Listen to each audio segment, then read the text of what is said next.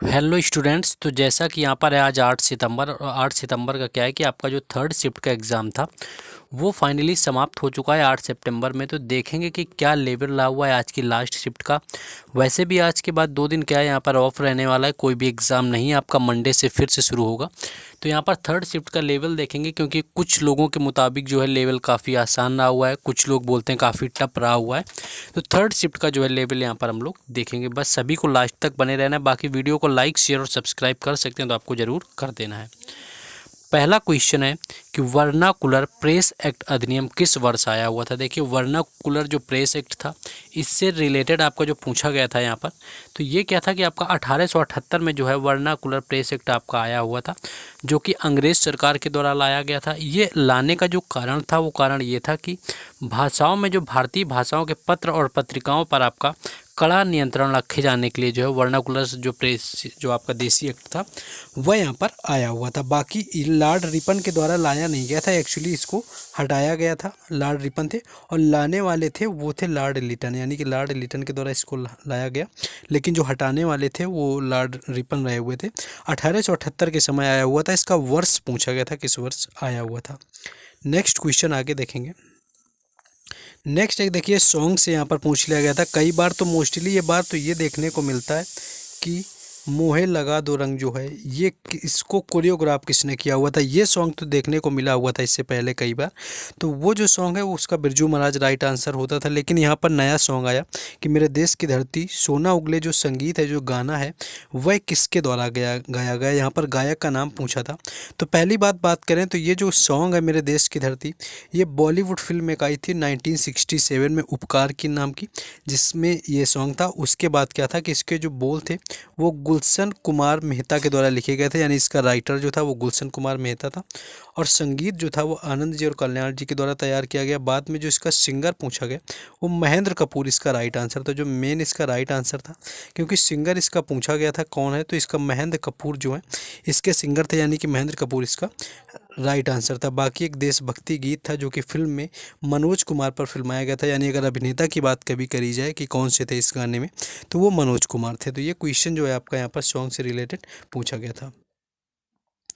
Next एक question देखिए, आपका मानव विकास सूचकांक से आया हुआ था कि जो मानव विकास सूचकांक आपका 2022 का आया हुआ था, इसमें से भारत के बाद किस देश का स्थान है। यानी कि भारत का स्थान तो कई बार पूछा गया, लेकिन ये पूछा गया कि भारत के बाद जो है वो किस देश का स्थान है। तो अगर इसकी बात करें तो भारत की जो रैंक है वो 132 रही हुई थी, यानी इसकी पहले जो रही रैंक थी वो 130 थी, लेकिन अब क्या है 2022 वाले में आपकी 132 रैंक आ गई थी।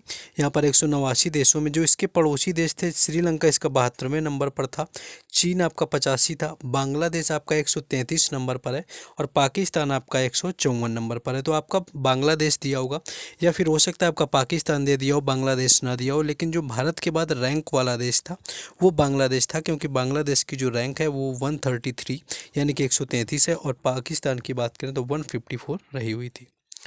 नेक्स्ट क्वेश्चन है कि उत्तर प्रदेश के शास्त्रीय नृत्य कथक का क्या अर्थ है। देखिए, कथक की बात करें, जो उत्तर प्रदेश का शास्त्रीय नृत्य अगर यहाँ पर बात करें तो उत्तर प्रदेश, जैसे सभी को पता है 8 यहाँ पर होते हैं शास्त्रीय नृत्य, जिसमें कि एक कथक है, जिससे कि बिरजू महाराज का संबंध भी ये पूछते हैं।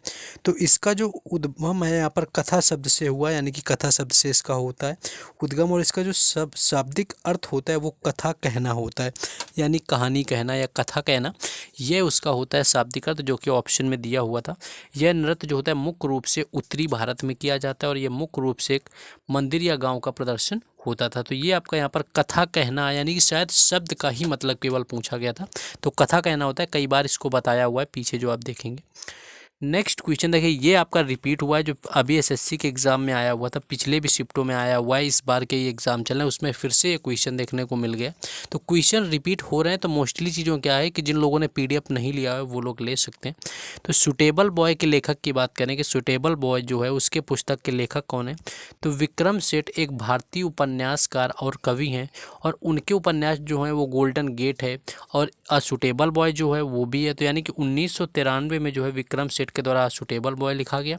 उसके बाद 1986 यानी कि 1986 में जो है गोल्डन गेट लिखा गया, और इन्हें क्या है कि पद्मश्री भी दिया गया, साहित्य अकादमी पुरस्कार भी मिल चुका है, प्रवासी भारतीय सम्मान भी मिल चुका है। ये सारी चीज़ें इनको पुरस्कार के रूप में मिल चुकी हैं।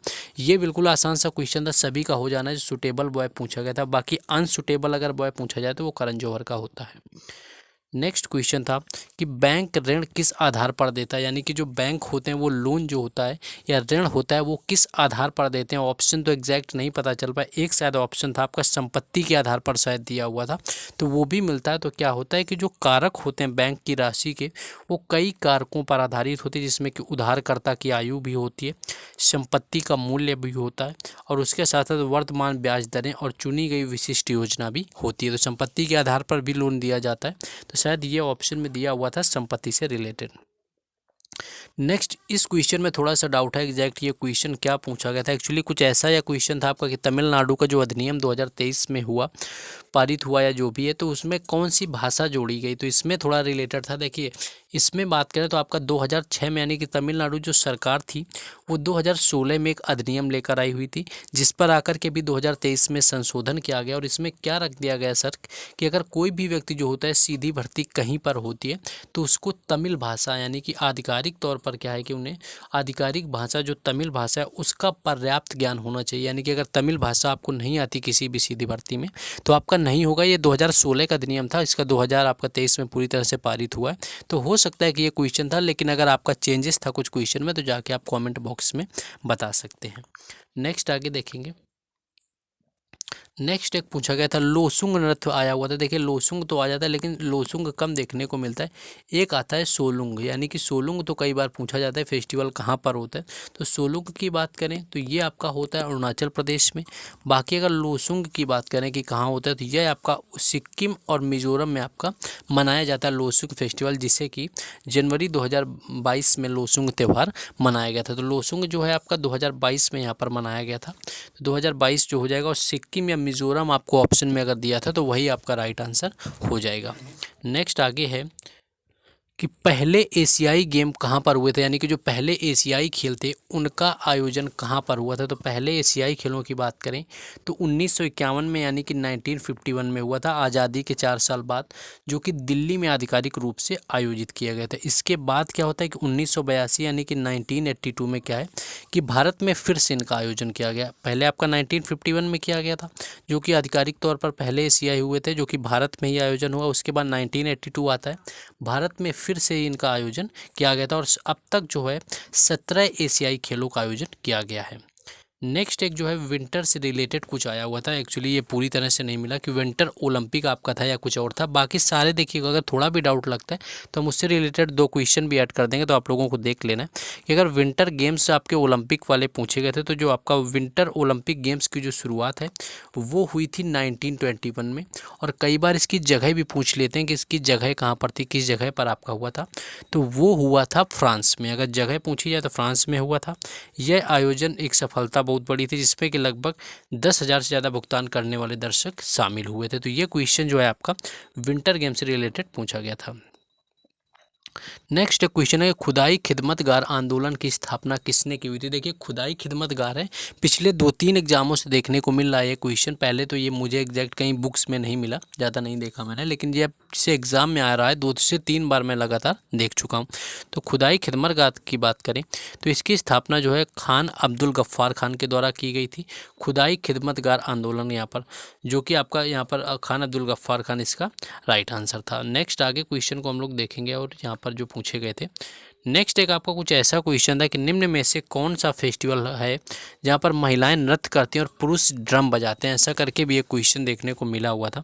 बाकी शायद एक बजट की परिभाषा से क्वेश्चन था। तो बजट क्या होता है, आपका एक निश्चित अवधि में सरकार की आय और व्यय का लेखा जोखा होता है, जिसे कि बजट के रूप में जानते हैं। तो ये आपका पूछा गया था।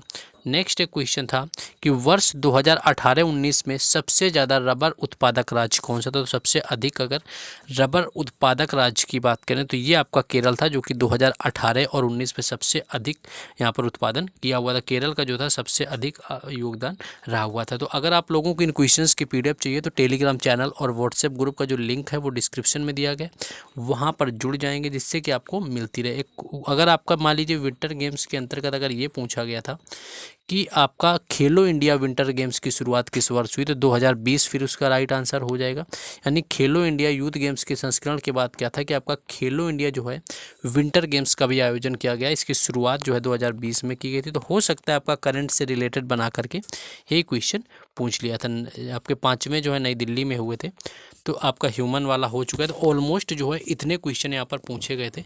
बाकी जो देखेंगे ऑलमोस्ट यहाँ पर जो PDF का आपको बता दें, जो PDF का चल रहा है यहाँ पर ऑलमोस्ट देखेंगे तो जो ऑलमोस्ट जितने SSC के एग्ज़ाम आते हैं 2023 के अंदर फाइनली, तो उसमें सारे एग्ज़ामों की क्या है कि जो PDF है एक साथ मर्ज कर दी गई। जिनको लेना है तो यहाँ पर आपको MTS का भी मिल जाएगा, CGL का भी मिल जाएगा, CHSL का भी मिल जाएगा। आपका 22-23 सभी का PDF अवेलेबल है, जो कि मिल जाता है, जिसमें कि GK GS का पूरा समाधान है। 50% जो है क्वेश्चन इसके अंदर पूछे जाते हैं, जिसमें क्या था कि आपका 59 रुपीज़ के अंतर्गत जो है आपका इसमें सारी PDF मिल जाएंगी। जिन लोगों ने अभी तक नहीं लिया हुआ है वो लोग जाकर के परचेस कर लेंगे। बाकी जो आपको लेना है आपको तो जो फ्री में जब बाकी जो होता है वो प्रोवाइड करा दिया जाता है डेली बेसिस पर, जिसके लिंक आपको डिस्क्रिप्शन में दे दिया गया है। तो वहाँ से जाकर के आप PDF कलेक्ट कर सकते हैं। लेकिन बाकी आप एग्ज़ामों का लेना चाहते हैं, जहाँ से आप बेहतर तैयारी करना चाहते हैं, तो आपके लिए यहाँ पर प्राइस रखा गया है।